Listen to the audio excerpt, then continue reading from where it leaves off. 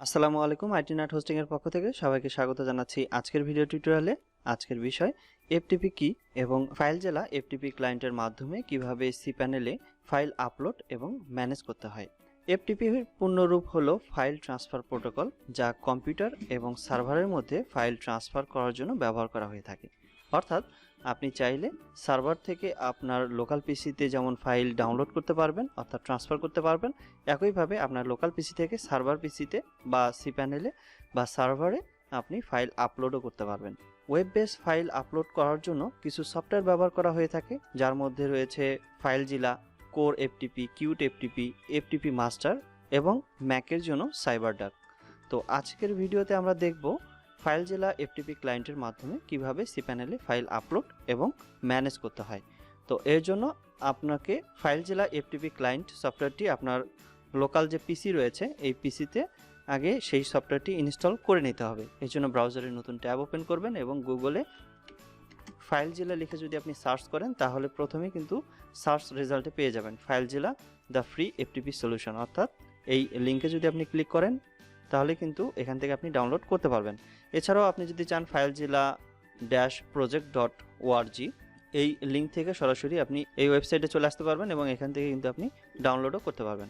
তো এখন ডাউনলোড করার জন্য ডাউনলোড ফাইলজেলা ক্লায়েন্ট এই বাটনে ক্লিক করবেন। পুনরায় ডাউনলোড ফাইলজেলা ক্লায়েন্ট এই বাটনে ক্লিক করবেন। এরপর ফাইলজেলা ক্লায়েন্ট এডিশন আপনি এখান থেকে চেক করে নেবেন, আপনার যে যে এডিশনের দরকার বা যে যে ফিচারের দরকার আছে সেই ফিচার দেখে আপনি সেই সফটওয়্যারটি আপনি ডাউনলোড করতে পারেন ফ্রিতে। নর্মালি আমাদের কাজের জন্য আপনি প্রথম যে এডিশন বা সফটওয়্যারটি এটি আপনি ডাউনলোড করতে পারেন। তো আমি প্রথম যে ডাউনলোড অপশনটি এখানে ক্লিক করছি। তো ডাউনলোডে ক্লিক করার সাথে সাথে এখানে আপনার ডাউনলোড প্রসেস শুরু হয়ে যাবে এবং ডাউনলোড শেষ হয়ে গেলে আপনি এরকম নোটিফিকেশন দেখতে পাবেন এবং এখান থেকে এই সফটওয়্যারটি ইনস্টল করার জন্য এখানে জাস্ট ক্লিক করবেন। নর্মাল সফটওয়্যারের মতনই আপনি এটি ইনস্টল করতে পারেন। এরপর এগ্রি বাটনে ক্লিক করবেন। এরপর আপনার কম্পিউটারের সব ইউজারের জন্য যদি আপনি এটি ইনস্টল করতে চান তাহলে প্রথম অপশনটি থাকবে, আর যদি শুধুমাত্র বর্তমানে যে ইউজার রয়েছেন সেই ইউজারে যদি আপনি এটি ইনস্টল করতে চান তাহলে এটি অনলি ফর মি এই দ্বিতীয় অপশনটি সিলেক্ট করতে পারেন। তো আমার কম্পিউটারে যতগুলো ইউজার আছে বা ইউজার ক্রিয়েট করা আছে সবগুলোতে আমি এই সফটওয়্যারটি ইনস্টল করে দেওয়ার জন্য এখানে জাস্ট প্রথম অপশনটি থাকবে। এরপর নেক্সট বাটনে ক্লিক করছি। এরপর পুনরায় নেক্সট বাটনে ক্লিক করবেন এবং পুনরায় আবার নেক্সট বাটনে ক্লিক করবেন এবং আপনি যদি চান যে শর্টকাট হিসেবে ফাইলজেলা আপনার ডেস্কটপে রাখবেন তাহলে এই চেকমার্ক বক্সে ক্লিক করবেন। এরপর ইনস্টল বাটনে ক্লিক করবেন। এরপর ফিনিশ বাটনে ক্লিক করলেই সফটওয়্যারটি ইনস্টল সম্পন্ন হয়ে যাবে এবং আপনি এটি ইন্টারফেস দেখতে পাবেন। তো এরপর ওকে বাটনে ক্লিক করবেন। এখন আপনার যে এফটিপি অ্যাকাউন্টের লগইন ডিটেলস তা আপনার এখানে দিতে হবে। হোস্ট নেম ফিল্ডে প্রথমেই আপনি যদি বিষয়টি যদি আরও ক্লিয়ার ধারণা পেতে চান তাহলে আপনার সি প্যানেলে লগ ইন করে নেবেন এবং আপনাদের বোঝানোর সুবিধার্থে আমি দুই পাশে দুটি উইন্ডোটি কিন্তু বিভক্ত করে নিয়েছি। তো এখন আপনার যে এফটিপি অ্যাকাউন্টটি রয়েছে সেখানে লগ ইন করার জন্য হোস্ট নেম ফিল্ডে আপনার সি প্যানেলের যে সার্ভার অ্যাড্রেস সেটাও আপনি কপি করে এখানে দিতে পারেন, অথবা আপনার সি প্যানেলের যে শেয়ার আইপি যা আপনার সি প্যানেলে কিন্তু লগ ইন করার পর এই ডান পাশে শেয়ার আইপি অ্যাড্রেস থেকেও কিন্তু পেতে পারেন, অথবা যদি ডেডিকেটেড আইপি হয় এখানে যে আইপিটাই থাকুক না কেন সেই আইপি দিয়েও লগ ইন করতে পারেন, অর্থাৎ এখানে হোস্ট নেম দিতে পারেন। অথবা আপনি যদি চান যে আপনার এই সি প্যানেলের যে প্রাইমারি ডোমেন আছে সেই ডোমেন নামেও কিন্তু আপনি দিয়ে হোস্ট নেমটি এখানে দিতে পারেন। তো আমি আপাতত এখানে আমার যে সার্ভার অ্যাড্রেস সেই সার্ভার অ্যাড্রেসটি দিচ্ছি।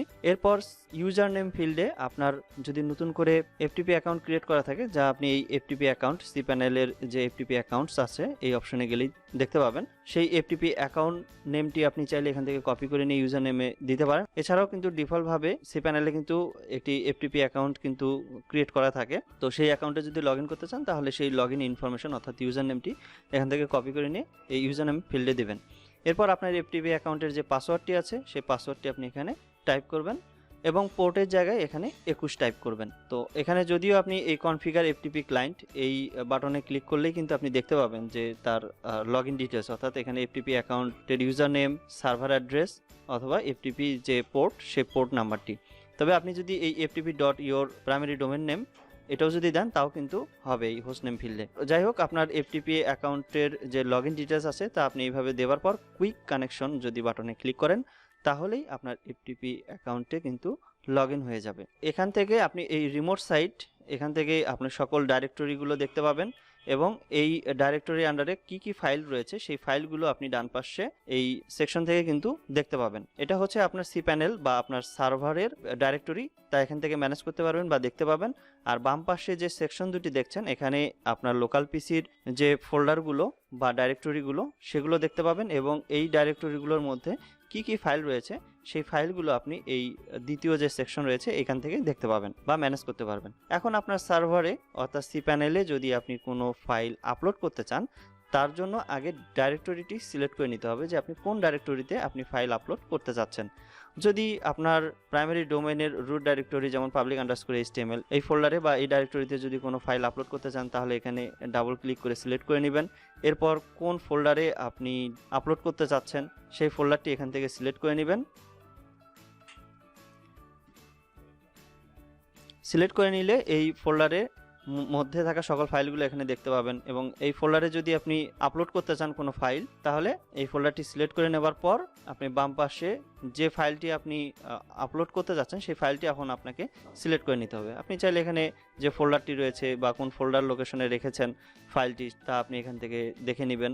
তো আমি ধরা যাক এখানে ডাউনলোড ফোল্ডারে আমি রেখেছি, সেই ডাউনলোড ফোল্ডারে যাচ্ছি আমার লোকাল পিসিতে। এরপর এখান থেকে আমি এই ইমেজটি আপলোড করতে যাচ্ছি। তো এই ইমেজটি আমি এখানে জাস্ট সিলেক্ট করলাম, এরপর ডান বাটন ক্লিক করে আপলোড বাটনে ক্লিক করলেও আপলোড হয়ে যাবে, অথবা আপনি যদি এখান থেকে ড্রাগ অ্যান্ড ড্রপ করেন তাও আপলোড হবে, অথবা আপনি যদি এখানে যদি ডাবল ক্লিক করেন মাউসের বাম বাটন তাও কিন্তু আপলোড হবে। যখন আপলোড হবে তখন আপনি এই ধরনের সিম্বল কিন্তু দেখতে পাবেন এবং আপলোড যেহেতু একবার হয়েছে আমি দুইবার আপলোড করছি এই জন্য ওভার রাইট বলতেছে। এবং অন্য ইমেজ যদি আপনি আপলোড করতে চান সেক্ষেত্রে আমি এখানে ইমেজটি বা যে ফাইলটি আপনি আছে তা সিলেক্ট করবেন, এরপর আপলোড বাটনে ক্লিক করবেন, তাহলে এরকম আপলোডের প্রসেস দেখতে পাবেন এবং এখান থেকে কিন্তু সেই ইমেজটি কিন্তু দেখতে পাবেন যে এই যে আপলোড হয়েছে। এবং আপনি যদি চান আপনার হোস্টিং সি প্যানেল থেকে কোনো ফাইল বা কোনো ইমেজ বা কোনো ফোল্ডার যদি আপনি ডাউনলোড করতে চান তাও কিন্তু করতে পারবেন। যেমন এই ইমেজটি যদি আমি ডাউনলোড করতে চাই তাহলে সেই ইমেজের পাশে যে ডাউনলোড বাটন রয়েছে তা যদি আমি ক্লিক করি তাহলে কিন্তু আমার লোকাল পিসিতে এটি ডাউনলোড হয়ে যাবে।